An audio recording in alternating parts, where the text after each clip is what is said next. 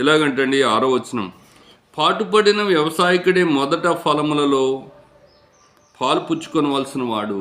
అంటే వ్యవసాయదారుడు ఎవరైతే పాటుపడతారో, ఎవరైతే కష్టపడతాడో, ఎవరైతే వ్యవసాయం చేస్తాడో, రాత్రి పగలు ఆ యొక్క వ్యవసాయాన్ని, ఆ పంటని ఎలాగైతే శ్రద్ధ వహిస్తాడో కాపాడుకోవటానికి, వాళ్ళు ఏం చేస్తారంటే ఫలాన్ని పొందుతారు.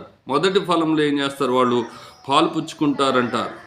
అంటే ఇప్పుడు పౌలు తిమోతికి వ్రాస్తూ ఉంటున్నాడు, నేను చెప్పు మాటలను ఆలోచించుకొనుము, అన్ని విషయములందు ప్రభువు నీకు వివేకం అనుగ్రహించును. కనుక సహోదరుడా, సహోదరి, దేవుని యొక్క మాటలను మనం ఆలోచన చేయవలసినటువంటి వారు ఉన్నాం. ఆయన మాట్లాడుతున్నటువంటి మాటలు ఎంత శ్రేష్టమైనటువంటివి అనేది ఆలోచన చేయాలి.